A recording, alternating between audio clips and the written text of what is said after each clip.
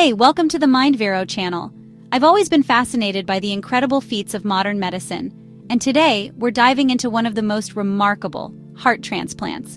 You know, it's easy to take our hearts for granted, but these amazing organs beat over 100,000 times a day, pumping life-giving blood throughout our bodies. But what happens when this vital organ fails? That's where the astounding science of heart transplants comes in. Let's break this down. Your heart is essentially a biological pump, tirelessly working every second of your life. But here's the thing. Unlike some other organs, the heart has a limited ability to repair itself. When severe damage occurs, whether from disease or injury, a transplant often becomes the only viable medical solution. It turns out that around 3,500 heart transplants are performed each year in the United States alone. But how do doctors determine who needs a new heart? Well, it's not as simple as you might think. Potential recipients undergo a thorough screening process. They're evaluated for overall health and the absence of other illnesses that could hinder their survival post-transplant. It's a complex balance of need and viability. Now, you might be wondering where these donor hearts come from. This is actually pretty fascinating.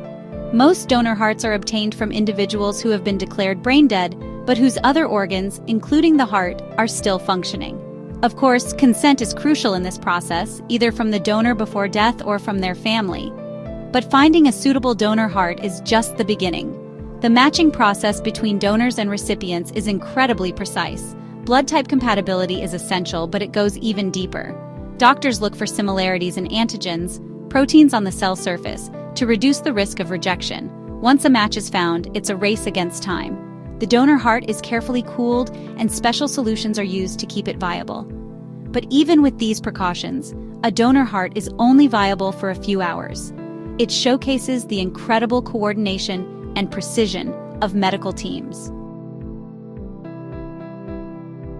The transplant surgery itself is a marvel of modern medicine.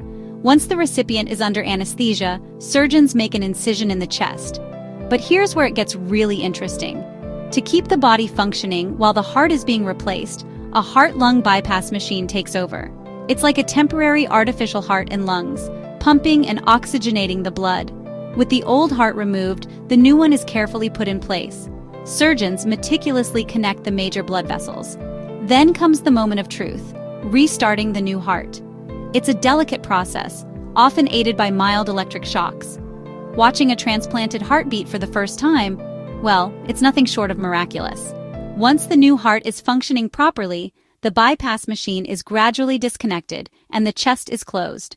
But the surgery is just the beginning of a new journey for the patient.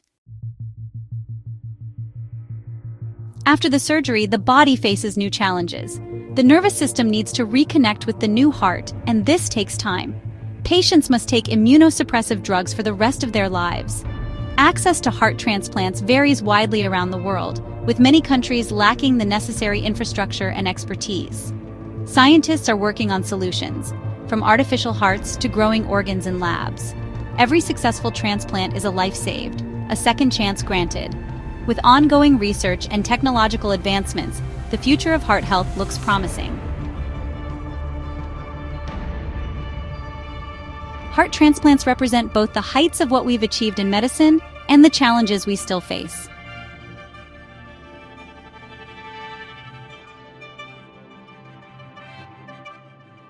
As we've seen, heart transplants are an incredible fusion of medical knowledge, surgical skill, and coordinated teamwork.